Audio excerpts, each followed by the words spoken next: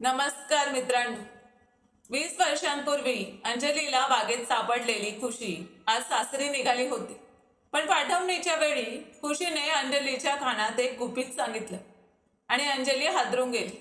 ते गुपित काय होतं जाणून घेण्यासाठी कथा शेवटपर्यंत नक्की ऐका. 22 वर्षांपूर्वी मी ज्या मुलीला आपल्या घराच्या गेटवरून उचलून घेतले होते, आज तिच्या लग्नाचा दिवस होता. पाठवणीच्या वेळी तिने माझ्या कानात अशी एक गोष्ट सांगितली की ती ऐकताच मी थक्कच झाले. माझ्या पायाखालची जमीनच सरकली असे मला वाटले. ती मला म्हणाली की त्या दिवशी मला या घराच्या गेटवर सोडणारी व्यक्ती दुसरी कोणी नव्हती, तर माझे नाव अंजली आहे. आणि जेव्हा मी गेलेल्या काळाबद्दल विचार करते, तेव्हा माझ्या चेहऱ्यावर एक मंद स्मित उमटते.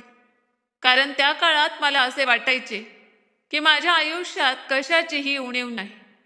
सर्व काही अतिशय सुंदर चालले होते. माझे कुटुंब खूप चांगले होते. मला कधीही असे वाटू दिले गेले नाही की मी या घराची सून आहे. उलट मला नेहमी या घराचीच मुलगी असल्यासारखे प्रेम मिळाले. माझ्या पतीचे नाव विक्रम होते. ते खूप चांगले माणूस होते आणि यशस्वी व्यापारीही होते. त्यांचा स्वतःचा चांगला बिझनेस होता. ते सकाळी लवकर घराबाहेर पडत आणि रात्री उशिरा घरी पडतात. पण कितीही व्यस्त असले तरी माझ्यासाठी ते नेहमी वेळ काढत. हीच गोष्ट मला त्यांच्यात सर्वात जास्त आवडायची. माझे सासरेही मोठे व्यापारी होते. शहरात त्यांचे खूप नाव होते. लोक त्यांचा मनापासून आदर करत, कारण त्यांनी स्वतःच्या मेहनतीने इतके मोठे स्थान मिळवले होते. पण त्यांचा स्वभाव थोडा कठोर होता. ते कमी बोलत आणि नेहमी शिस्तीत राहायचे. घरातील सगळेच त्यांचे ऐकत. बाहेरून ते जितके कठोर दिसायचे, तितकेच आतून मात्र त्यांचे मन खूप चांगले होते. ते कधीही कोणावर अन्याय करत नसत आणि नेहमी कुटुंबाच्या सुखाचाच विचार करत. माझी सासू मात्र त्यांच्या अगदी उलट होते. त्यांचा स्वभाव खूप प्रेमळ होता. त्या मला आपल्या मुलीसारखेच वागवत. सकाळी जेव्हा मी उठायचे, तेव्हा कधी कधी त्या स्वतः माझ्यासाठी चहा बनवून आणायच्या आणि म्हणायच्या की बाळा, तू अजून थोडा वेळ आराम कर. इतकं काम करण्याची काही गरज नाही. त्यांच्या त्या शब्दांनी माझे मन आनंदाने भरून जायचे. कारण प्रत्येक मुलीला सासरच्या घरात आईसारखे प्रेम मिळावे असे वाटते. आणि मला ते प्रेम खरोखरच मिळाले होते. माझा एक धीरही होता. त्याचे नाव आदित्य. तो शिक्षणासाठी पुण्याला गेला होता. त्यामुळे घरात तो क्वचितच असायचा. पण जेव्हा जेव्हा त्याचा फोन यायचा, तेव्हा तो सर्वात आधी माझ्याशीच बोलायचा आणि हसत हसत म्हणायचा की वहिनी, तुम्ही स्वतःची काळजी घ्या, जास्त काम करू नका.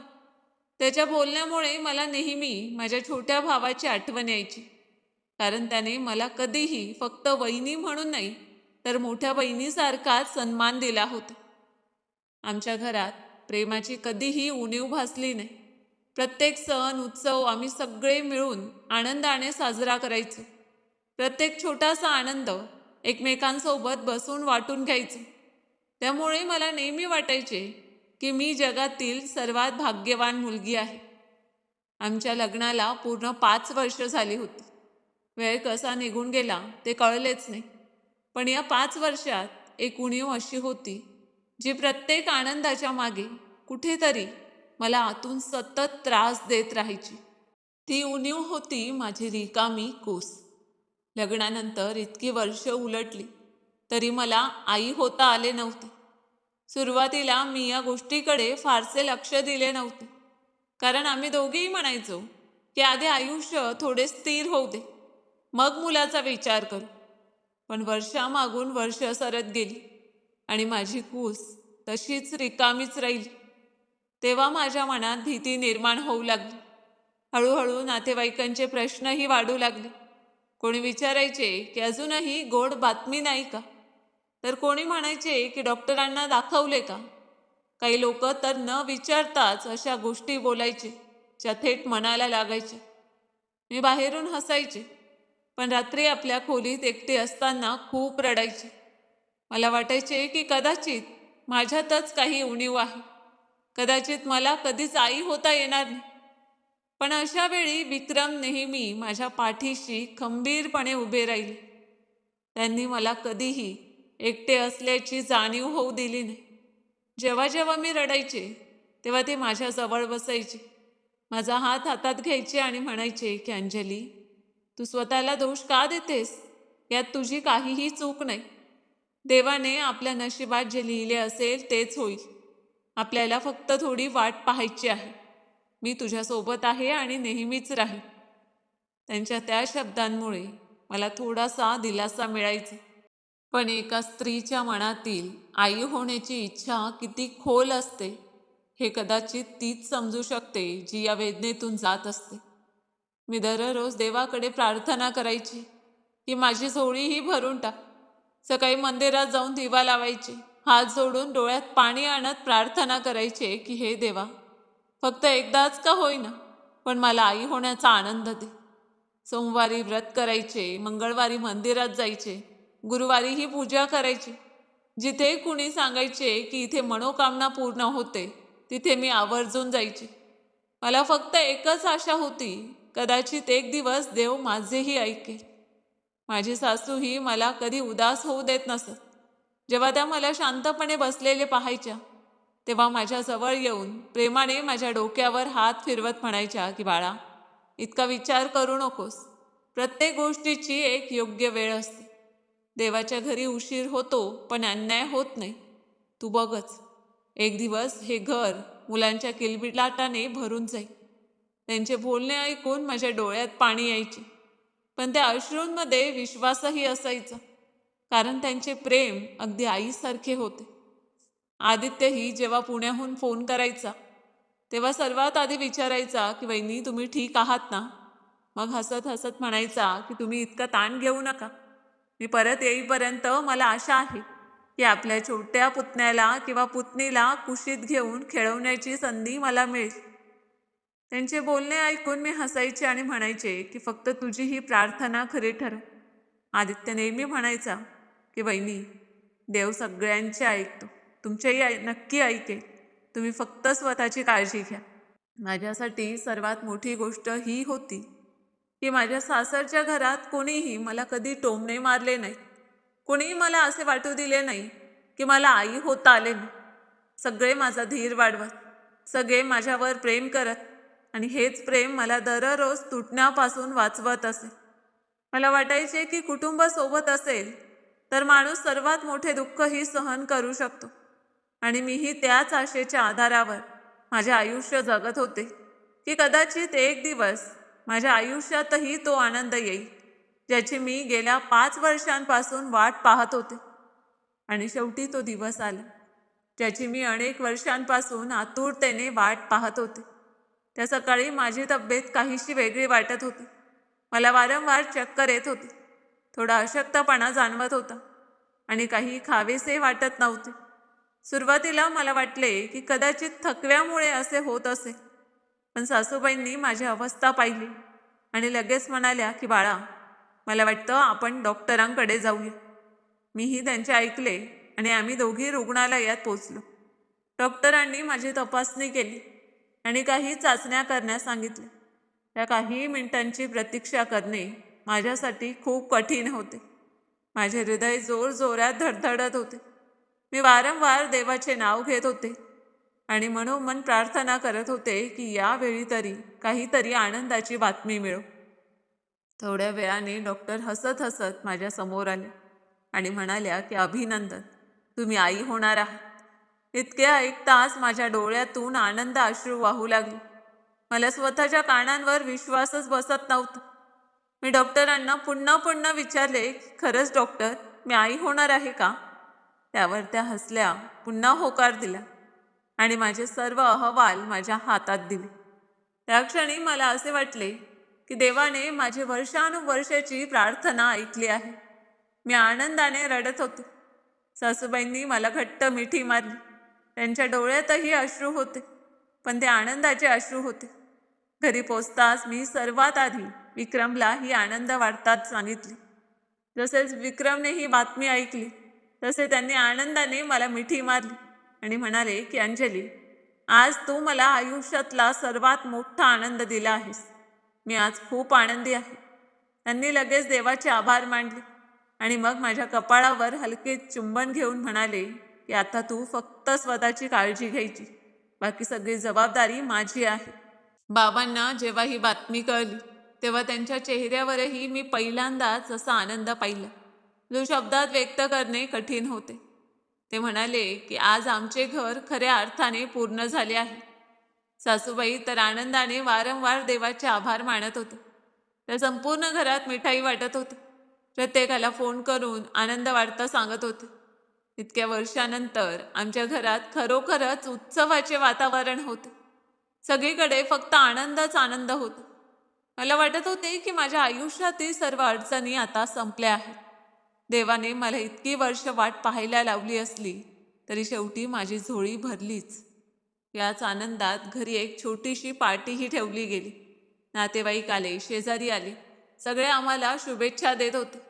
त्याचवेळी आणखी एक आनंदाची बातमी घरात आली. आदित्यचे शिक्षण पूर्ण झाले होते आणि पदवी पूर्ण केल्यानंतर तो कायमचा पुण्याहून घरी परत आला होता. जसेच त्याला मी आई होणार असल्याची बातमी कळली तसे तो धावत माझ्या जवळ आला आणि हसत हसत म्हणाला की वहिनी, शेवटी देवाने आपले ऐकलेच. आता मी आपल्या छोट्या पुतण्यासोबत किंवा पुतणीसोबत खूप खेळणार. त्याचे बोलणे ऐकून आम्ही सगळे हसलो. घरात इतक्या दिवसानंतर एकाच वेळी इतके आनंदाचे क्षण आले होते की प्रत्येकजण मनापासून आनंदी होता. हळूहळू वेळ पुढे सरकत होता. माझ्या गरोदरपणाचा प्रत्येक महिना अतिशय चांगल्या रीतीने जात होता. सासूबाई मला कोणतेही काम करू देत नसत. जर मी स्वयंपाकघरात गेले तर त्या लगेच माझा हात धरून मला बाहेर आणत आणि म्हणत की बाळा, तुला फक्त विश्रांती घ्यायची आहे. बाकीची सगळी कामे आम्ही करू. तू फक्त स्वतःची आणि बाळाची काळजी घे. त्यांच्या चेहऱ्यावर माझ्यासाठी आईसारखीच माया आणि काळजी स्पष्ट दिसत असे. विक्रमही माझी प्रत्येक क्षणी काळजी घेत असत. मला रात्री कधी काही खावेसे वाटले तर कितीही उशीर झाला तरी ते लगेच बाहेर जाऊन माझ्यासाठी ती गोष्ट घेऊन देत. डॉक्टरांकडे प्रत्येक तपासणीसाठी ते स्वतः माझ्यासोबत जात असत. माझ्या औषधांच्या वेळा लक्षात ठेवत आणि मला कधीही कशाचीही चिंता वाटू देत नसत. आदित्यही माझ्यावर खूप माया करत असे. तो दिवसातून अनेकदा माझ्या खोलीत येऊन विचारायचा की वहिनी, काही खावेसे वाटते का? काही खाण्याची इच्छा असेल तर सांगा, मी लगेच आणतो. कधी माझ्यासाठी फळे आणायचा, कधी रस तयार करून द्यायचा, तर कधी माझ्या जवळ बसून गप्पा मारायचा, जेणेकरून माझे मन रमून राहील. त्या सर्वांचे इतके प्रेम पाहून मला नेहमीच असे वाटायचे की देवाने मला खूप चांगले कुटुंब दिले आहे. पाहता पाहता वेळ कसा निघून गेला ते कळलेच नाही आणि माझे 9 महिने पूर्ण होण्याच्या बेतात आले. आम्ही सगळे त्या दिवसाची आतुरतेने वाट पाहत होतो जेव्हा आमच्या घरात छोट्या बाळाचा पहिला आवाज घुमेल.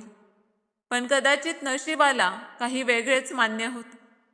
एका रात्री अचानक माझ्या पोटात खूप तीव्र वेदना सुरू झाल्या.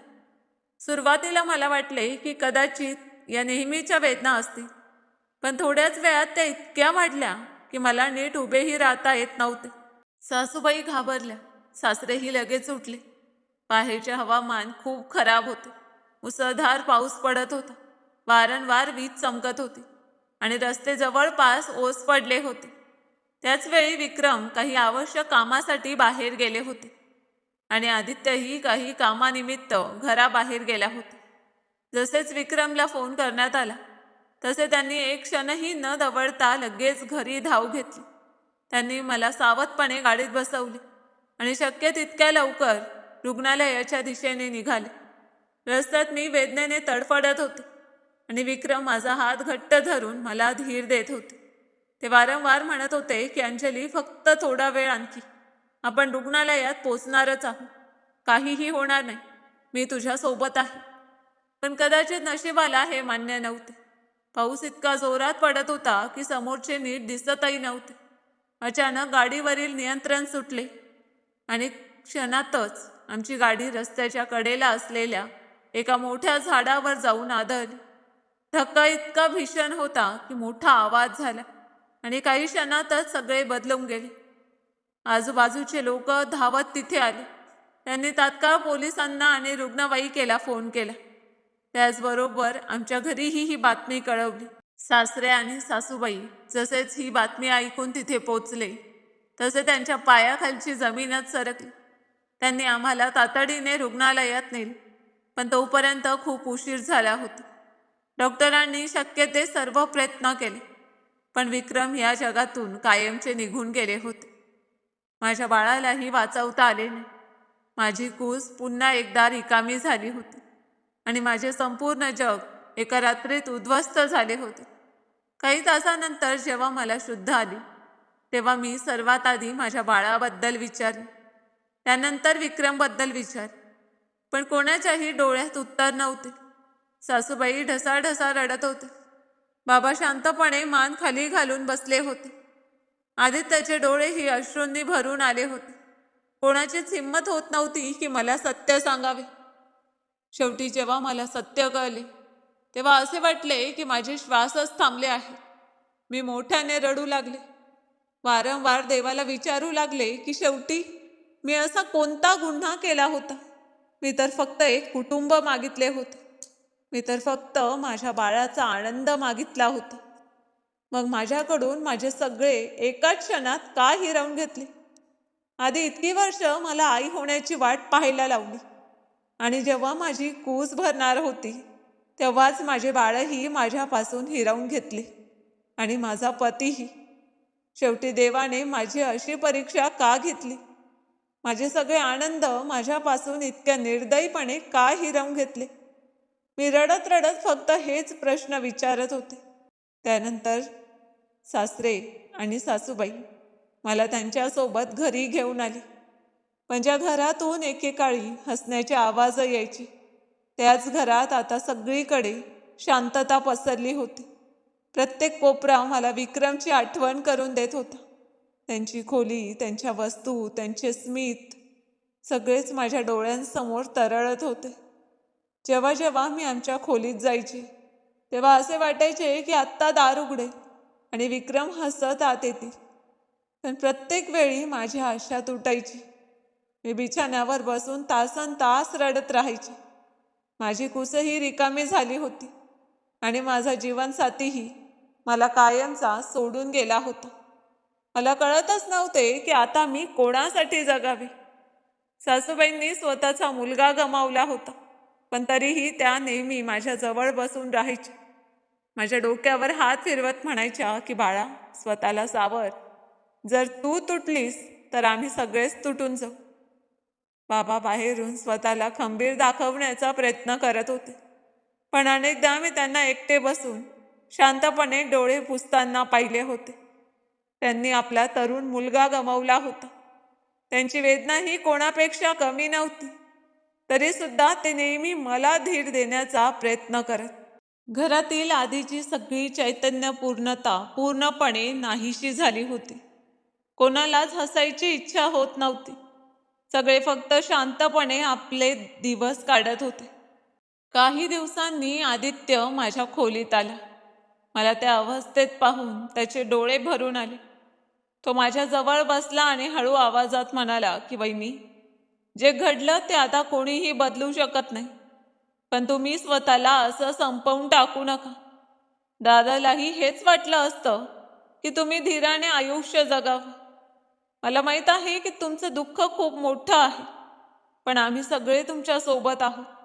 तुम्हाला एकट्याने काहीही सहन करण्याची गरज नाही.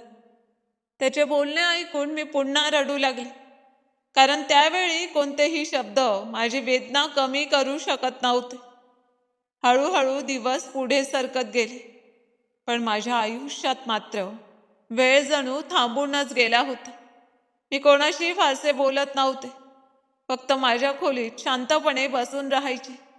कधी देवाचे फोटो पाहायचे तर कधी विक्रमचे फोटो हातात घेऊन फक्त एवढेच विचारायचे की शेवटी देवा, माझ्यासोबत असे का घडले?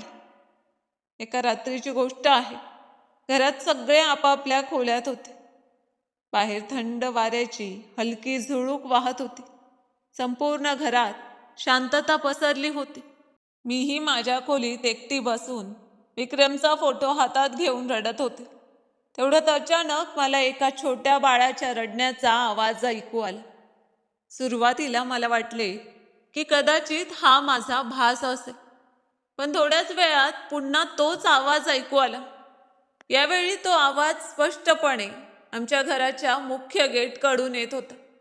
मी लगेच उठले आणि हळूहळू बाहेरच्या दिशेने गेले. जेव्हा मी गेटजवळ जाऊन बाहेर डोकावून पाहिले, तेव्हा तिथे एक अगदी छोटीशी मुलगी कपड्यात गुंडाळलेली जोरजोरात रडत होती.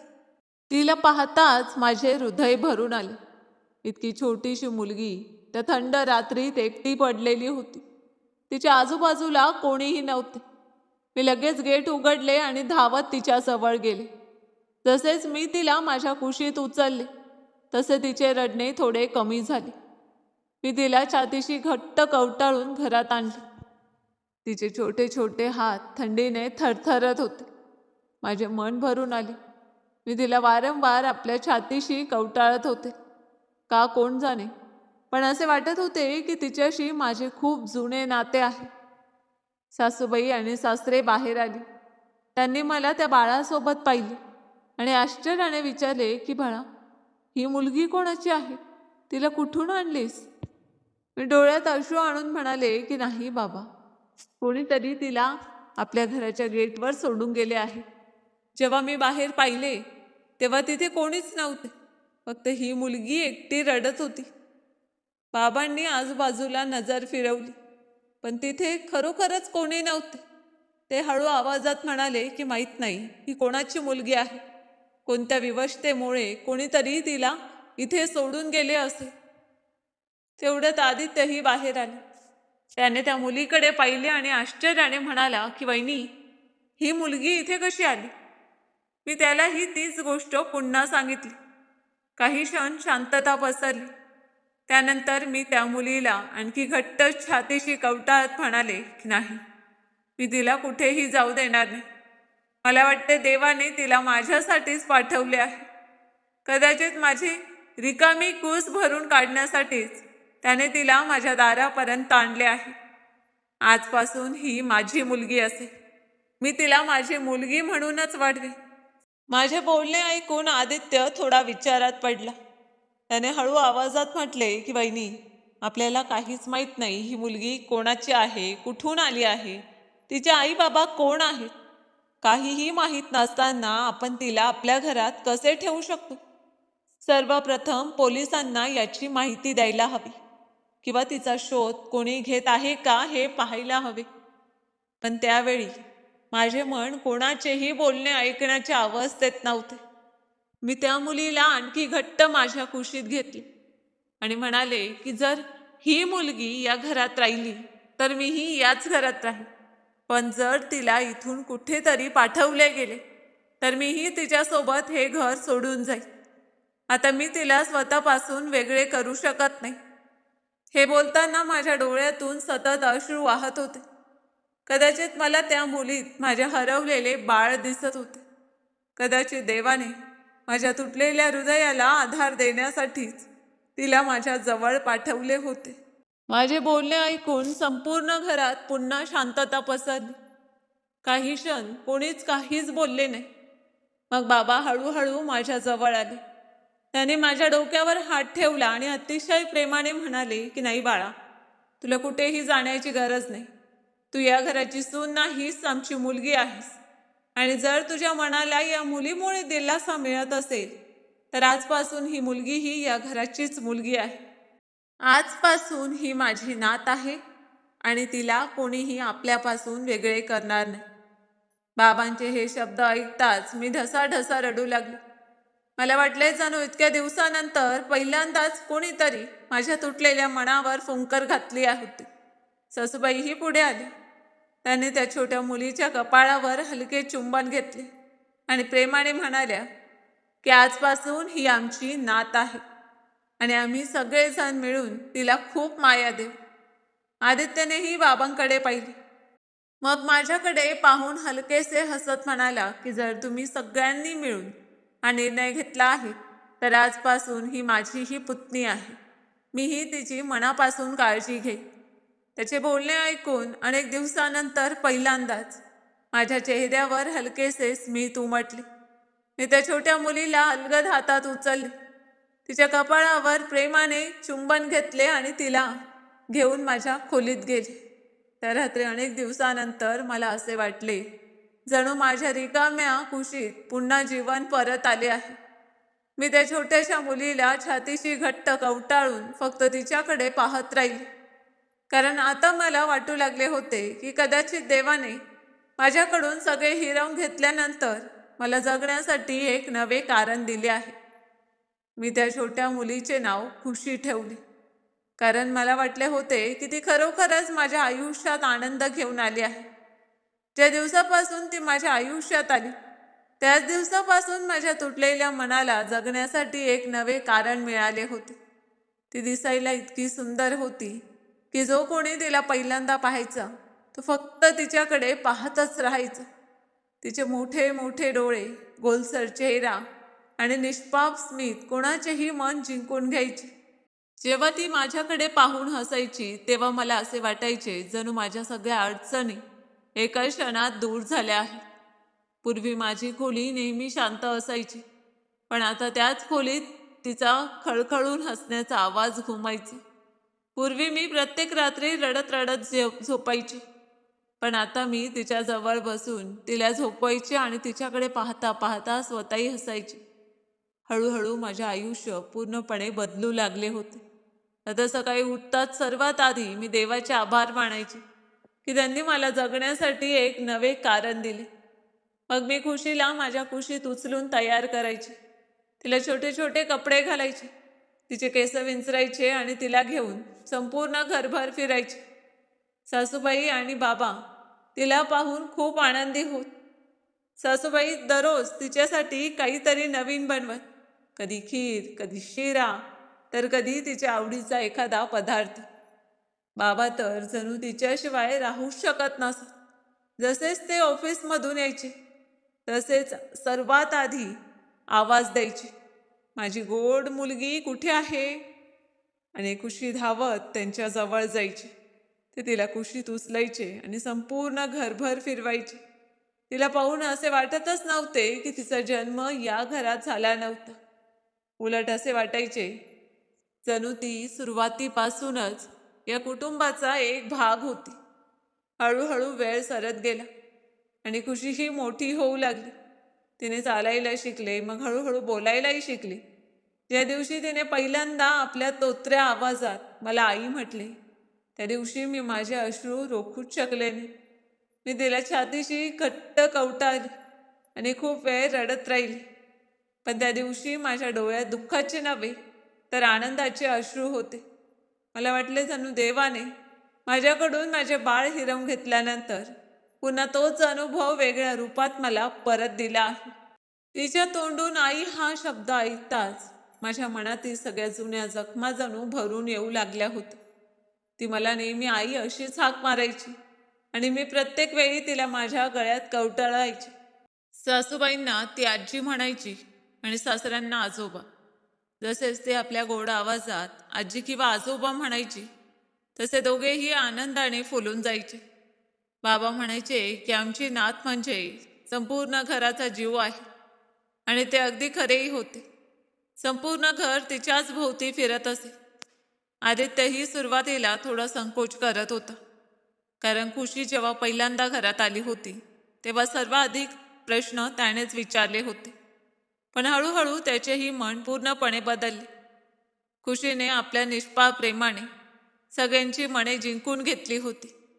ती आदित्यला कधी काका तर कधी आपल्या तोत्र्या आवाजात काहीतरी गोड नावाने हाक मारायची आणि तिचे ते बोलणे ऐकून आदित्य हसत सुटायचा. सुरुवातीला त्याच्या मनात जो संकोच होता तो हळूहळू नाहीसा झाला.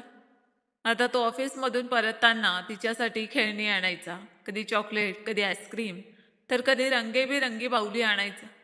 खुशीही त्याला पाहताच धावत जाऊन त्याच्या कुशीत शिरायची. दोघे तासनतास एकत्र खेळायचे. संपूर्ण घरात त्यांच्या हसण्याचे आवाज घुमत राहायचे. त्यांना पाहून मला खूप दिलासा मिळायचा. मला वाटायचे की देवाने माझ्या कुटुंबाला पुन्हा एकदा हसण्याची कारणे दिली आहेत. पाहता पाहता 4 वर्ष कशी निघून गेली ते कळलेच नाही. खुशी आता समजूतदार होऊ लागली होती. ती खूप गोड आणि अतिशय सुसंस्कृत मुलगी होती. ती सगळ्यांचा आदर करायची आणि प्रत्येकाशी प्रेमाने बोलायची. तिला पाहून प्रत्येक जण म्हणायचा की तिचे संगोपन खूप चांगल्या पद्धतीने झाले आहे. हे ऐकून माझे मन अभिमानाने भरून यायचे, कारण मी तिला मनापासून वाढवले होते. माझ्यासाठी ती फक्त एक मुलगी नव्हती, तीच माझे संपूर्ण जग होती. तीच माझ्या जगण्याचे कारण होती. माझा प्रत्येक आनंद तिच्याशी जोडलेला होता. याच दरम्यान काळ पुढे सरकत गेला आणि आदित्यचेही लग्नाचे वय झाले होते. त्यामुळे बाबांनी त्याच्यासाठी एका चांगल्या कुटुंबातील मुलगी पाहिली आणि काही काळानंतर त्याचे लग्न करून दिले. त्या मुलीचे नाव प्रिया होते. सुरुवातीला प्रियाचा स्वभाव खूप चांगला होता. ती सर्वांशी प्रेमाने बोलायची आणि माझ्याशीही खूप आदराने वागायची. मला वाटले होते की आता आमच्या कुटुंबात आणखी एक मुलगी आली आहे.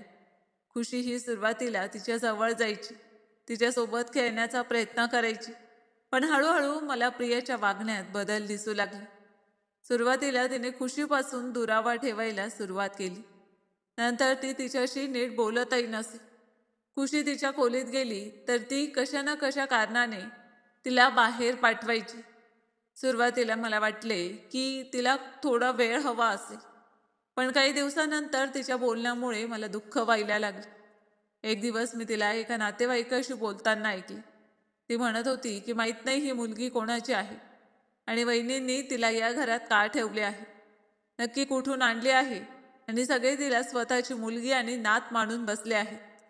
तिचे बोलणे ऐकून मला खूप दुःख झाले, पण त्यावेळी मी काही बोलले नाही, कारण मला घरात कोणताही वाद नको होता. हळूहळू प्रिया खुलेआम खुशीच्या विरोधात बोलू लागली. ती म्हणायची की ही या घराचा भाग नाही, हिचा आपल्या कुटुंबाशी काहीही संबंध नाही, माहीत नाही कोणाचे रक्त आहे आणि सगळे तिला डोक्यावर घेऊन ठेवतात. तिच्या तोंडून वारंवार अशा गोष्टी ऐकून माझे मन तुटायचे. मला असे वाटायचे जणू कोणी माझ्या मुलीचाच नव्हे तर माझ्या हृदयाचाच अपमान करत आहे. कारण खुशी जरी माझ्या रक्ताची नसली तरी तिच्यापेक्षा मोठे नाते माझे दुसरे कोणाशीच नव्हते. ती माझी मुलगी होती आणि नेहमीच राहणार होती. अनेकदा माझे मन व्हायचे की मी प्रियाला खूप काही सांगावे आणि समजवावे की माणसाची ओळख त्याच्या रक्ताने नव्हे तर त्याच्या संस्काराने आणि मनाने होत असते. पण मग मी स्वतःला आवरायचे, कारण मला कुटुंबात माझ्यामुळे कोणताही वाद व्हावा असे वाटत नव्हते. जेव्हा जेव्हा प्रिया खुशीबद्दल काहीतरी चुकीचे बोलायची तेव्हा मी शांतपणे माझ्या मुलीचा हात धरायचे, तिला माझ्या खोलीत घेऊन यायचे आणि तिच्यासोबत बसायचे. खुशी अजून लहान होती, तिला सगळ्या गोष्टी पूर्णपणे समजत नव्हत्या. पण अनेकदा ती माझ्या डोळ्यात अश्रू पाहून विचारायची की आई, तू रडतेस का? तेव्हा मी हसत तिच्या गालावर हात फिरवायची आणि म्हणायचे की नाही बाळा, मी रडत नाहीये. माझी राजकुमारी माझ्यासोबत आहे ना, म्हणूनच मी खूप आनंदी आहे. मग मी तिला छातीशी घट्ट कवटाळायची, कारण मला माहीत होते की जग काहीही म्हणो, माझ्यासाठी माझी खुशीच माझा सर्वात मोठा आनंद होती. हळूहळू वेळ पुढे सरकत गेला आणि पाहता पाहता अनेक वर्ष कशी निघून गेली ते कोणालाच कळले नाही. माझी मुलगी खुशी आता आधीसारखी लहान राहिली नव्हती. ती दिवसेंदिवस अधिक समजूतदार होत होती. याच दरम्यान आदित्यचेही लग्नानंतरचे आयुष्य पुढे सरकले आणि काही वर्षांनी त्याच्या घरी एक मुलगा आणि एक मुलगी जन्माला आली. संपूर्ण घरात पुन्हा मुलांच्या हसण्याचे आवाज घुमू लागले. पण एक गोष्ट अजूनही बदलली नव्हती आणि ती म्हणजे प्रियाचा स्वभाव. इतकी वर्ष उलटून गेल्यानंतरही तिने कधी खुशीला या घराचा भाग मानले नाही. तिच्या मनात आजही तोच भेदभाव होता. ती नेहमी आपल्या दोन्ही मुलांमध्ये आणि माझ्या मुलीमध्ये फरक करायची. आपल्या मुलांसाठी काही चांगले आणले तरी खुशीसाठी कधी काही आणत नसे. तिची मुले खेळत असताना खुशी त्यांच्या जवळ गेली तर ती लगेच त्यांना आत बोलावून घ्यायची आणि म्हणायची की तुम्ही तिच्यासोबत खेळू नका. खुशीलाही ही गोष्ट हळूहळू समजू लागली होती, पण तिने कधीच कोणाकडे तक्रार केली नाही. ती फक्त शांतपणे हसायची आणि आपल्या खोलीत निघून जायची. तिची ही सवय मला सर्वात जास्त वेदना द्यायची, कारण ती आपल्या मनातील दुःख कधीच कोणाला सांगत नसे. प्रियाने तर आपल्या मुलांनाही स्पष्टपणे सांगितले होते की त्यांनी खुशीशी जास्त बोलू नये. मी अनेकदा हे सगळे स्वतःच्या डोळ्यांनी पाहत होते, पण घरातील शांतता टिकून राहावी म्हणून मी शांत राहायचे. बाबांनी अनेकदा प्रियाला समजावले की बाळा, माणसाची ओळख तिच्या जन्माने नव्हे तर तिच्या संस्काराने होते, आणि खुशी या घरातील सर्वात सुसंस्कृत मुलगी आहे.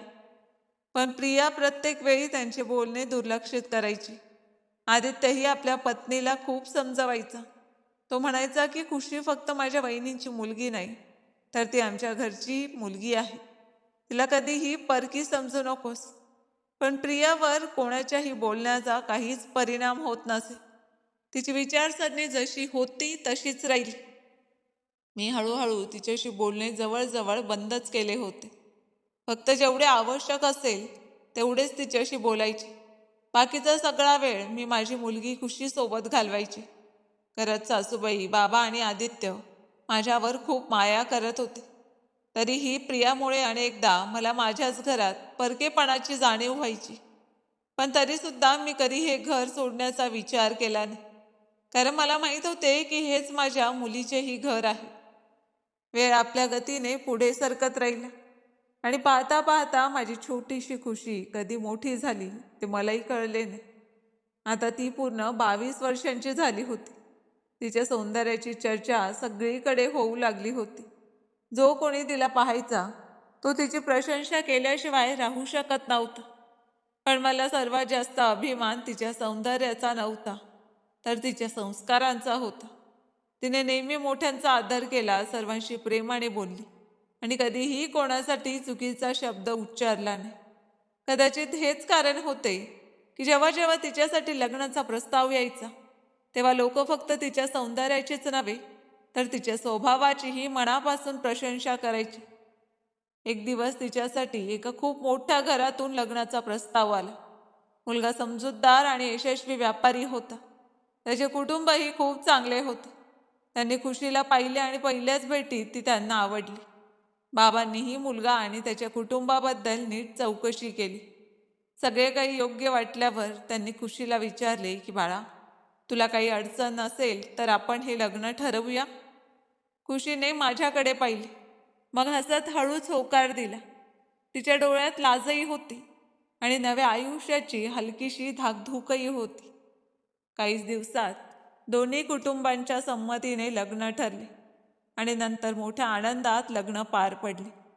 लग्नाच्या तयारीने संपूर्ण घर पुन्हा आनंदाने भरून गेले. नातेवाईक येऊ लागले, घर सजवले गेले. सगळीकडे हसण्याचे आवाज आणि उत्साहाचे वातावरण होते. मी माझ्या मुलीच्या लग्नाची प्रत्येक तयारी स्वतःच्या हातांनी करत होते. तिच्या आवडीचे कपडे, दागिने आणि प्रत्येक छोटी मोठी गोष्ट मी मनापासून लक्ष देऊन पाहत होते. लग्नाच्या दिवशी जेव्हा मी माझ्या मुलीला स्वतःच्या हातांनी नवरीच्या वेशात सजवले, तेव्हा काही क्षण मी फक्त तिच्याकडे पाहतच राहील. लाल रंगाच्या पोशाखात ती अगदी परीसारखी दिसत होती. माझ्या डोळ्यात अश्रू आले. खुशीने हसत माझा हात धरला आणि म्हणाली की आई, आज तू रडू नकोस. आज तर तुला आनंदी व्हायला हवं. मी तिच्या कपाळावर अलगद चुंबन घेतले. पण आईचे मन तरी कसे मानणार? शेवटी ज्या मुलीला मी माझ्या कुशीत वाढवले होते, तीच आज आपल्या नव्या संसारासाठी या घरातून निघणार होती. लग्नातील सर्व विधी आनंदात पार पडले. बाबांनी मोठ्या प्रेमाने तिचे कन्यादान केले आणि संपूर्ण वेळ देवाकडे तिच्या सुखी आयुष्यासाठी प्रार्थना करत राहील. सर्व विधी संपल्यानंतर शेवटी तो क्षणही आला, ज्याची भीती प्रत्येक आईच्या मनात असते. निरोपाची वेळ येताच खुशी मला घट्ट मिठी मारून मोठ्याने रडू लागली. ती वारंवार म्हणत होती की आई, मी तुला सोडून जाऊ इच्छित नाही. मी तिला घट्ट मिठी मारून रडत होते. माझ्या तोंडून एकही शब्द बाहेर पडत नव्हता. फक्त डोळ्यातून अश्रू वाहत होते. आदित्यही आपल्या पुतणीला मिठी मारून रडला. तो म्हणाला की बाळा, नेहमी आनंदात राहा. जर कधी आमची आठवण आली तर कसलीही शंका न बाळगता या घरात परत ये. हे घर नेहमीच तुझे राहील. सासूबाई आणि बाबांच्याही डोळ्यात अश्रू होते. संपूर्ण घराचे वातावरण भावूक झाले होते. मी वारंवार माझ्या मुलीचा चेहरा पाहत होते आणि विचार करत होते की कालपर्यंत जी छोटीशी मुलगी माझे बोट धरून चालायला शिकत होती, आज तीच आपल्या नव्या आयुष्याकडे पाऊल टाकत आहे. शेवटी माझी ती छोटीशी मुलगी इतक्या लवकर कधी मोठी झाली हे मला खरोखरच कळले नाही. जेव्हा ती गाडीत बसली तेव्हा तिची नजर सतत माझ्याकडे होती आणि माझे डोळे फक्त तिच्यावरच खिळले होते. असे वाटत होते जणू माझ्या आयुष्यातील सर्वात अनमोल भाग माझ्यापासून हळूहळू दूर जात आहे. जातानाही ती खूप रडत होती, पण जशी तिची निरोपाची गाडी पुढे सरकू लागली तशी तिने अचानक ड्रायव्हरला गाडी थांबवायला सांगितली. ती पटकन गाडीतून उतरली आणि धावत माझ्याकडे आली. येताच तिने मला घट्ट मिठी मारली. मी तिला सोडू इच्छित नव्हते म्हणून तिला घट्ट कवटाळून धरले. माझ्या डोळ्यातून सतत अश्रू वाहत होते. मी फक्त एवढाच विचार करत होते की ज्या मुलीला मी एका रात्री आपल्या घराच्या गेटवरून उचलून घेतले होते, आज ती इतकी मोठी झाली आहे की आपल्या नव्या संसारासाठी निघाली आहे. मला असे वाटत होते जणू माझ्या आयुष्यातील सर्वात प्रिय भाग माझ्यापासून दूर जात आहे. तेवढ्यात तिने माझ्या कानाजवळ चेहरा आणला आणि अगदी मंद आवाजात म्हणाली की आई, मला तुला एक महत्त्वाची गोष्ट सांगायची आहे. हे ऐकताच मी तिच्या चेहऱ्याकडे पाहिले. तिच्या डोळ्यात अश्रू होते, पण यावेळी त्या अश्रूंमागे एक खोल वेदना दडली होती. तिने थरथरत्या आवाजात म्हटले की आई, त्या रात्री मला या घराच्या गेटवर सोडून जाणारे दुसरे कोणी नव्हते, तर आदित्य काका होते आणि तेच माझे सख्खे बाबा आहेत. तिचे हे बोलणे ऐकताच माझ्या संपूर्ण शरीरात जणू वीज संचारली. माझे हातपाय थरथर कापू लागले आणि काही क्षण मला वाटले की कदाचित मी चुकीचे ऐकले असेल. मी फक्त तिच्याकडे पाहत राहिले. माझ्या तोंडून एकही शब्द फुटत नव्हता. तिच्या चेहऱ्यावरची वेदना स्पष्ट दिसत होती. तिने आपले अश्रू पुसले आणि म्हणाली की आई, मी खोटं बोलत नाही. मला ही गोष्ट काही दिवसांपूर्वीच कळली आहे. मी तुला सगळं सत्य सांगू इच्छिते. तिने खोल श्वास घेतला आणि सांगायला सुरुवात केली. आई, आपल्या घराच्या वरच्या मजल्यावर जो जुना स्टोरूम आहे ना, मी काही दिवसांपूर्वी त्याची साफसफाई करत होते. तिथे एक जुने कपाट ठेवलेले होते, ज्याला गंजलेले कुलूप होते. मी ते सहज ओढून पाहिले तर ते कुलूप तुटले. जेव्हा मी कपाट उघडले तेव्हा त्यात खूप जुन्या वस्तूंबरोबर एक डायरीही ठेवलेली होती. सुरुवातीला मी ती परत ठेवायचे ठरवले, पण का कुणास ठाऊक मी तिचे पहिले पान उघडले. तसेच मी वाचायला सुरुवात केली तसे माझ्या पायाखालची जमीनच सरकली. त्या डायरीची सुरुवात या शब्दांनी झाली होती की मी आदित्य आहे. मला माहीत आहे की मी माझ्या आयुष्यात खूप मोठी चूक केली आहे आणि कदाचित मला तिची कधीही क्षमा मिळणार नाही.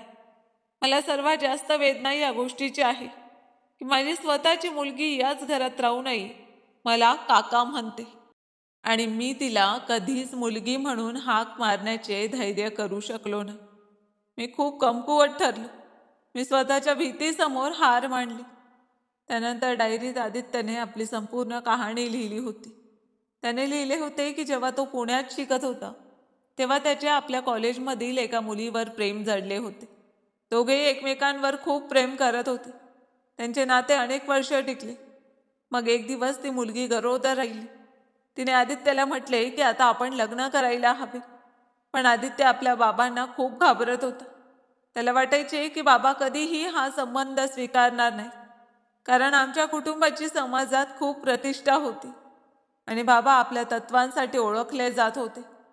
आदित्यला भीती होती की जर त्याने सत्य सांगितले तर त्याला घरातून बाहेर काढले जाईल. म्हणून तो वारंवार त्या मुलीला खोटे आश्वासन देत राहिला. फक्त थोडा वेळ अजून थांब, मी सगळं ठीक करून टाकेन.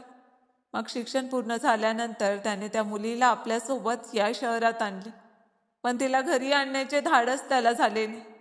म्हणून त्याने तिला एका हॉटेलमध्ये ठेवले आणि स्वतः घरी आले. डायरीत पुढे लिहिले होते की त्याच दरम्यान त्याला कळले की वहिनी म्हणजे मी आई होणार आहे आणि संपूर्ण कुटुंब आनंदात आहे. मग ती रात्र आली ज्या रात्री माझी प्रसूती होणार होती. त्याच रात्री त्याच्या गर्लफ्रेंडलाही प्रसूतीच्या वेदना सुरू झाल्या. आदित्यने घरच्यांना एका मित्राकडे जात असल्याचे कारण सांगितले आणि तिला रुग्णालयात घेऊन जाऊ लागले. पण रस्त्यातच खूप उशीर झाला आणि रुग्णालयात पोहोचण्यापूर्वीच तिने एका मुलीला जन्म दिला. प्रसूतीनंतर तिची प्रकृती खूप गंभीर झाली होती, पण मुलगी मात्र वाचली. आदित्यला काहीच सुचत नव्हते की त्याने काय करावे. तेवढ्यात त्याला फोन आला की माझा आणि विक्रमचा अपघात झाला आहे. तो लगेच रुग्णालयात पोचला. तिथे त्याला कळले की त्याचा मोठा भाऊ या जगात राहिला नव्हता आणि माझे बाळही वाचू शकले नव्हते. हे ऐकताच त्याचे मन पूर्णपणे सुन्न झाले. मग त्याने डायरीत लिहिले होते की त्या क्षणी त्याच्या मनात एक विचार आला. त्याला वाटले की जर त्याने आपली मुलगी आमच्या या घराच्या गेटवर सोडली तर कदाचित माझ्यातली आई पुन्हा जागी होईल आणि मी त्या मुलीला स्वीकारे. त्याने लिहिले होते की त्याला पूर्ण विश्वास होता की वहिनी कोणत्याही निष्पाप मुलीला कधीही एकटे सोडणार नाही. म्हणून त्याने आपल्या नवजात मुलीला रात्रीच्या अंधारात आमच्या घराच्या गेटवर सोडली आणि तिथून निघून गेला. त्याने हेही लिहिले होते की त्याला आपल्या या निर्णयाबद्दल दररोज पश्चाताप होत राहील, पण त्याला या गोष्टीचा दिलासा होता की त्याच्या मुलीला जगातील सर्वात चांगली आई मिळाली. त्याने लिहिले होते की वहिनींनी माझ्या मुलीला जितके प्रेम दिले तितके कदाचित मी कधीच देऊ शकलो नसतो. मी दररोज तिला आपल्या मुलीसारखे वाढताना पाहत राहिले, पण सत्य सांगण्याचे धाडस कधीच करू शकलो नाही. मला माझ्या भ्याडपणाची लाज वाटते. मी माझ्या मुलीवर खूप प्रेम करतो, पण तिला मुलगी म्हणण्याचा अधिकार मी स्वतःच्या हातांनी गमावला आहे. जर कधी ही डायरी तिच्या हातात पडली तर कदाचित तिला कळेल की तिचे खरे बाबा कोण आहेत. पण माझ्या या चुकीला कोणतीही क्षमा नाही. खुशी रडत म्हणाली की आई, जेव्हा मी हे सगळं वाचलं तेव्हा माझं संपूर्ण जग बदललं. मला काहीच कळत नव्हतं की कोणावर विश्वास ठेवावा, म्हणून मी ती डायरी पुन्हा तिथेच ठेवली. पण आज माझ्या निरोपापूर्वी मी हे सत्य तुझ्यापासून लपवून जाऊ शकत नव्हते. तिचे बोलणे संपताच तिथे उपस्थित असलेल्या आम्हा सर्वांच्या पायाखालची जमीन सरकली. बाबा तिथे जवळच्या खुर्चीवर बसले. त्यांचा चेहरा पूर्णपणे फिकट पडला होता. सासूबाईंच्या डोळ्यातून सतत अश्रू वाहत होते. त्या वारंवार देवाचे नाव घेत होत्या. मी स्वतः अगदी दगडासारखी तिथे उभी राहिले होते. माझ्या हात जणू काहीतरी कायमचे तुटले होते. तेव्हा सगळ्यांच्या नजरा आदित्यकडे वळल्या. त्याचे डोके लाजेने खाली झुकलेले होते. त्याच्या डोळ्यातून सतत अश्रू वाहत होते, पण स्वतःच्या बचावासाठी त्याच्याकडे एकही शब्द नव्हता. दुसऱ्या बाजूला प्रिया आणि तिची दोन्ही मुलेही एका कोपऱ्यात उभी होती. ते सगळे हे सत्य ऐकत होते. संपूर्ण घरात गडद शांतता पसरली होती. जणू काळच एका क्षणासाठी थांबून गेला होता. मग खुशीने आपले अश्रू पुसले आणि हळूच म्हटले की मी आज या घरातून विदा होऊन जात आहे. पण हे सत्य सर्वांसमोर आणणे माझ्यासाठी खूप आवश्यक होते. जर मी काहीही न बोलता निघून गेले असते तर हे ओझे आयुष्यभर माझ्या मनावर राहिले असते आणि मी कधी स्वतःला क्षमा करू शकले नसते. इतके बोलून ती आत आपल्या खोलीत गेली आणि थोड्याच वेळाने हातात तीच जुनी डायरी घेऊन परत आली. तिने ती डायरी बाबांच्या हातात दिली. बाबांनी थरथरत्या हातांनी डायरी उघडली. जसजसे ते प्रत्येक पान वाचत गेले तसतसे त्यांच्या चेहऱ्याचा रंग बदलत गेला. त्यांच्या डोळ्यात रागही होता, वेदनाही होती आणि आपल्या मुलाबद्दलची खोल निराशाही होती. त्यांनी डायरी बंद केली आणि एक क्षणही न दवडता आदित्य जवळ पोचली. दुसऱ्या क्षणी त्याने आदित्यच्या गालावर जोरदार चापट मारली. संपूर्ण घरात शांतता पसरली. बाबा रागाने थरथरत होते. त्याने मोठ्या आवाजात म्हटले की नालायका, आज तू आमची मान लाजेने खाली घालायला लावलीस. तू आमच्या संपूर्ण कुटुंबाची प्रतिष्ठा धुळीला मिळवलीस. मला कधी स्वप्नातही वाटले नव्हते की माझाच मुलगा इतके मोठे सत्य आमच्यापासून लपवेल. मला नेहमी तुझा अभिमान वाटायचा. मी लोकांना सांगायचो की माझा मुलगा खूप समजूतदार आहे, पण आज कळले की तू किती खालच्या पातळीवर जाऊ शकतोस. जर तुझ्याकडून चूक झालीच होती तर एकदा आमच्याकडे आला असतास, आम्हाला सत्य सांगितले असतेस. कदाचित आम्ही रागवलो असतो, पण त्या निष्पाप मुलीला कधीही नाकारले नसते. आम्ही तिला त्याच दिवशी स्वीकारले असते. पण तू आपल्या भीतीपोटी आणि कमकुवतपणामुळे एका नवजात मुलीला रात्रीच्या अंधारात घराबाहेर सोडून दिलेस. त्या रात्री जर कोणी तिला उचलून नेले असते, जर एखादा चुकीचा माणूस तिला आपल्यासोबत घेऊन गेला असता किंवा तिच्यासोबत काही वाईट घडले असते, तर त्याला जबाबदार कोण असता? सांग आदित्य, उत्तर दे. बाबांचा आवाज संपूर्ण घरात घुमत होता, पण आदित्य मान खाली घालून उभा होता. त्याच्या डोळ्यातून सतत अश्रू वाहत होते. त्याच्याकडे आपल्या कृत्याचे कोणतेही उत्तर नव्हते. बाबांनी पुन्हा रागाने म्हटले की माझ्या नजरेसमोरून निघून जा. आजपासून या घरात तुझ्यासाठी कोणतीही जागा नाही.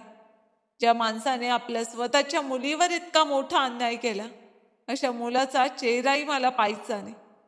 बाबांचे बोलणे ऐकून मीही माझे अश्रू रोखू शकले नाही. मी हळूहळू आदित्य समोर गेले. त्याने माझ्याकडे पाहण्याचा प्रयत्न केला, पण त्याआधीच मीही त्याच्या गालावर एक जोरदार चापट मारली. माझा आवाज वेदना आणि रागाने थरथरत होता. मी म्हटले की आदित्य, मला नेहमी वाटायचे की तू खूप चांगला माणूस आहेस. तू नेहमी माझी साथ दिलीस. तू खुशीलाही नेहमी प्रेम दिलेस. पण आज कळले की हे सगळे तुझ्या गुन्ह्याचे ओझे होते. तू फक्त स्वतःला वाचवण्यासाठी आपल्या निष्पाप मुलीला घराच्या गेटवर सोडलेस. एकदाही तुझ्या मनात हा विचार आला नाही का की त्या रात्री मी तिला उचललेच नसते तर काय झाले असते? जर कोणी तिला विकले असते, जर कोणी तिचे नुकसान केले असते, जर कोणी तिला कायमचे आपल्यापासून दूर नेले असते, तर काय झाले असते? तो आयुष्यभर स्वतःला क्षमा करू शकला असतास का?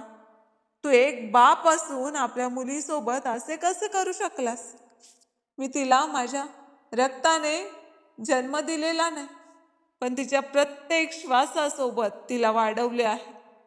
तिचा प्रत्येक आनंद, प्रत्येक अश्रू आणि प्रत्येक स्मित माझे स्वतःचे आहे. आज हे लक्षात ठेव. तिच्याशी बोलण्याचाही प्रयत्न करू नकोस. ती फक्त माझी मुलगी आहे. मी तिला आईचे प्रेम दिले आहे आणि तोच संबंध सर्वात मोठा आहे. माझे बोलणे ऐकून आदित्य रडू लागले, पण आता त्याच्या अश्रूंचा काहीच अर्थ उरला नव्हता. तेव्हा खुशी माझ्या जवळ आली. तिने माझा हात धरला आणि रडत म्हणाली की आई, तू अगदी बरोबर म्हणतेस. माझ्यासाठी या जगात जर कोणी आई असेल तर ती फक्त तूच आहेस. जिने मला जन्म दिला ती माझी जन्मदाती आई असू शकते, पण जिने मला प्रेम दिले, जिने मला चालायला शिकवले, जिने मला प्रत्येक दुःखापासून वाचवले, जिने मला आपल्या जीवापेक्षाही जास्त जपले, ती फक्त तूच आहेस. मी या माणसाला माझे बाबा मानत नाही. मी फक्त तुलाच माझी आई मानते. इतके बोलून ती माझ्या गळ्यात पडून जोरात रडू लागली. मीही तिला घट्ट मिठी मारली. त्या क्षणी मला असे वाटले जणू देवाने पुन्हा माझे आणि माझ्या मुलीचे नाते आणखी दृढ केले आहे. तेव्हा प्रिया ही हळूहळू आदित्य समोर येऊन उभी राहिली. तिचे डोळे अश्रूंनी भरलेले होते, पण त्या अश्रूंमध्ये दुःखापेक्षा फसवणुकीची वेदना अधिक होती. तिने थरथरत्या आवाजात म्हटले की आदित्य, तू फक्त या कुटुंबापासूनच नाही तर माझ्यापासूनही खोटे बोललास. तू माझ्यापासून आपल्या आयुष्यातील इतके मोठे सत्य लपवलेस. इतकी वर्ष मी तुझ्यासोबत राहिले, पण मला कधीच कळले नाही की तुला एक मुलगी आहे. तू मला फसवलेस आणि आपल्या मुलांनाही फसवलेस. आज मला समजले की माणसाची खरी ओळख काय असते. इतके बोलून तिने आपल्या दोन्ही मुलांचा हात धरला आणि म्हटले की मी या क्षणी या घरातून निघून जात आहे. मला थोडा वेळ हवा आहे, कारण मी अशा माणसासोबत एक क्षणही राहू शकत नाही, ज्याने आपल्या सख्ख्या मुलीला जगाच्या भरोशावर सोडून दिले होते. जो स्वतःच्या सख्ख्या मुलीचा होऊ शकला नाही, तो दुसऱ्या कोणाचा काय होणार? हे बोलून ती आपल्या मुलांना घेऊन दाराकडे निघाली. आदित्य फक्त तिला जाताना पाहत राहिले. त्याच्याकडे आता कोणालाही थांबवण्याचा अधिकार उरला नव्हता, कारण त्याच्या स्वतःच्या निर्णयाने त्याचे संपूर्ण आयुष्य उद्ध्वस्त केले होते आणि संपूर्ण घरात फक्त शांतता आणि पश्चातापाचे वातावरण उरले होते. मग प्रिया आपल्या खोलीत गेली आणि घाईघाईने आपले सामान पॅक करू लागली. तिने आपल्या छोट्या मुलाचा हात धरला आणि दुसऱ्या मुलाला कुशीत उचलून बाहेर आली. ती म्हणाली की मी या घरात आता एक क्षणही राहू शकत नाही. मी जात आहे. तेवढ्यात बाबा तिच्या समोर येऊन उभे राहिले. त्यांनी अतिशय शांत पण ठाम आवाजात म्हटले की थांब बाळा, तू या घरातून कुठेही जाणार नाहीस. तू या घराची सूनच नाहीस तर माझी मुलगी आहेस आणि ही दोन्ही मुले माझी नातवंडे आहेत. मी तुला त्यांना घेऊन जाऊ देणार नाही. जर या घरातून कोणी जाणार असेल तर तो आदित्य असेल. इतकी मोठी चूक त्याने केली आहे, तू नाही. बाबांचे हे बोलणे ऐकताच प्रियाच्या डोळ्यातून अश्रूंचा बाण फुटला. ती काहीही बोलू शकली नाही आणि तिथेच खाली बसून रडू लागली. दुसऱ्या बाजूला आदित्य आम्हा सर्वांसमोर हात जोडून उभा होता. त्याचे डोके लाजेने झुकलेले होते. सतत रडल्यामुळे त्याचे डोळे लाल झाले होते. तो एकेका समोर क्षमा मागत होता. तो वारंवार म्हणत होता की माझ्याकडून खूप मोठी चूक झाली आहे. मला माहीत आहे की मी क्षमेला पात्रही नाही. पण त्यावेळी मी खूप घाबरलो होतो. मला काहीच कळत नव्हते की माझ्या भ्याडपणामुळे माझ्याकडून इतकी मोठी चूक होईल. कृपया मला क्षमा करा. मी आयुष्यभर या चुकीचे ओझे मनावर घेऊन जगत राहीन. त्याच्या आवाजात पश्चाताप स्पष्ट जाणवत होता. पण त्यावेळी माझ्या मनात प्रचंड वेदना होती. मी त्याच्याकडे पाहत म्हटले की आदित्य, आज तुझ्या डोळ्यात जे अश्रू आहेत ते खरे पश्चातापाचे आहेत की फक्त स्वतःचे घर वाचवण्याचा प्रयत्न आहे हे मला माहीत नाही. पण ज्या वेदना तू एका निष्पाप मुलीला दिल्यास आणि जे सत्य इतकी वर्ष आम्हा सर्वांपासून लपवून ठेवलेस ते आता कोणीही बदलू शकत नाही.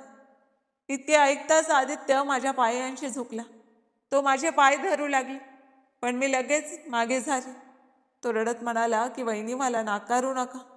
मला माहीत आहे की मी तुमचा विश्वासघात केला आहे. पण मला एक संधी द्या. मला माझ्या चुकीचे प्रायश्चित करायचे आहे. मग तो खुशीकडे वळला. तिच्या डोळ्यात पाहत तो म्हणाला की बाळा खुशी, शक्य असेल तर मला क्षमा कर. तू माझी मुलगी आहेस. पण मी तुला कधी माझे नाव देऊ शकलो नाही. तरीही मी नेहमी दुरून तुझ्यावर माया करत राहील.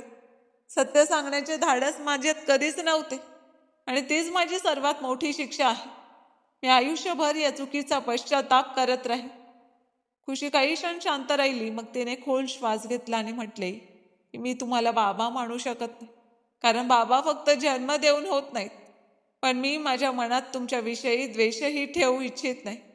आजोबा, तुम्ही त्यांना या घरातून बाहेर काढू नका. शेवटी ते तुमचे अपत्य आहे. जर ते गेले तर सर्वात जास्त दुःख तुम्हालाच होईल. मी त्यांना कधीही बाबांचा मान देणार नाही. पण मी त्यांना नक्कीच माफ करते. कारण माझ्यामुळे हे कुटुंब कायमचे तुटावे असे मला अजिबात वाटत नाही. तिचे बोलणे ऐकून संपूर्ण घरात पुन्हा शांतता पसरली.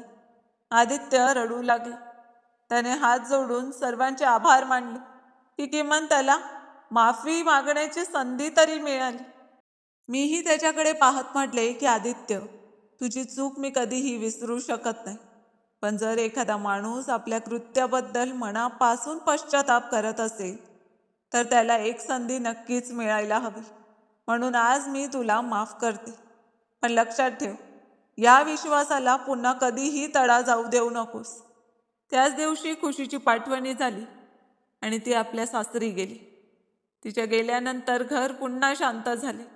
आता घरात मी, सासूबाई, बाबा, आदित्य आणि प्रिया राहत होतो. पण आधीसारखे वातावरण राहिले नव्हते. प्रिया आदित्याशी खूप कमी बोलत होती. मीही फक्त गरजेपुरतेच बोलत होते. बाबा तर अनेक दिवस आदित्यकडे पाहतही नसत. ते आपल्या मुलावर खूप रागावलेले होते. आदित्य दररोज आपल्या कृत्याबद्दल पश्चाताप करत असे. तो बाबांजवळ जाऊन बसत त्यांच्याशी बोलण्याचा प्रयत्न करत. पण बाबा काहीही न बोलता उठून तिथून निघून जा. अनेकदा मी त्याला एकट्याने बसून रडताना पाहिले. तेव्हा मला जाणवू लागले की त्याला खरोखरच आपल्या चुकीची जाणीव झाली आहे. तो आता आधीसारखा राहिला नव्हता. वेळ जसजसा पुढे सरकत गेला तसतसा त्याचा पश्चातापही अधिक खोल होत गेला. एक दिवस मी स्वतः बाबांजवळ जाऊन म्हटले की बाबा, माणसाकडून चूक होतच असते. आदित्यने खूप मोठी चूक केली आहे, यात काहीच शंका नाही. पण त्याला आपल्या चुकीचा मनापासून पश्चातापही आहे. जर तुम्ही त्याला आयुष्यभर माफ केले नाही तर तो दररोज आतून तुटत राहील. तुम्ही नेहमी आम्हाला क्षमा करायला शिकवले आहे. आज आपल्या मुलालाही एक संधी द्या. माझे बोलणे ऐकून बाबा बराच वेळ शांत उभे राहिले. मग त्यांनी आदित्यला आपल्या जवळ बोलावले. आदित्य येताच त्यांच्या पायांवर डोके ठेवून पुन्हा रडू लागला. तो म्हणाला की बाबा, मला फक्त एकदा माफ करा. मी आयुष्यभर तुमचे डोके पुन्हा कधीही खाली झुकू देणार नाही. बाबांचे डोळे भरून आले. त्याने आदित्यला उठवून मिठी मारली आणि म्हटले की जे झाले ते बदलता येणार नाही, पण जर तुला खरोखरच आपल्या चुकीची जाणीव असेल तर उरलेले आयुष्य एक चांगला माणूस बनून जग. हीच तुझी सर्वात मोठी शिक्षा आणि सर्वात मोठे प्रायश्चित असेल. त्या दिवसानंतर आमच्या कुटुंबात हळूहळू सर्व काही पूर्ववत होऊ लागले. खुशी जेव्हा जेव्हा आपल्या सासरहून आमच्या घरी येत असे तेव्हा ती आधीसारखीच सर्वांना भेटत असे. सासूबाई आणि बाबा आजही तिच्यावर आपल्या सख्ख्या नातीसारखेच प्रेम करत आणि मी तिला पाहून प्रत्येक वेळी देवाचे आभार मानत असे. कारण ज्या मुलीला मी एका रात्री आपल्या घराच्या गेटवरून उचलले होते तीच माझ्या आयुष्यातील सर्वात मोठा आनंद बनली होती. आजही आमचे कुटुंब एकत्र आहे. आम्ही सगळ्यांनी आयुष्यात खूप दुःख पाहिले, खूप मोठ्या चुका पाहिल्या, पण शेवटी आम्ही एकमेकांना माफ करायला आणि नाती जपायला शिकलो. आणि हीच माझ्या आयुष्यातील सर्वात मोठी शिकवण ठरली की नाती रक्ताने नव्हे तर प्रेमाने निर्माण होतात आणि प्रेमाने जुळलेली नाती सर्वात मजबूत आणि कायम टिकणारी असतात. मित्रांनो, खरं नातं रक्ताचं नसतं. ते प्रेम, माया आणि विश्वासाने जपलं जातं. ही कथा तुम्हाला आवडली का ते कमेंट करून नक्की सांग. आणि कथा आवडली असेल तर आपल्या मित्रपरिवारासोबत शेअर नक्की करा. आणि चॅनलवर नवीन असाल तर आमच्या चॅनलला सबस्क्राईब करायला विसरू नका. धन्यवाद.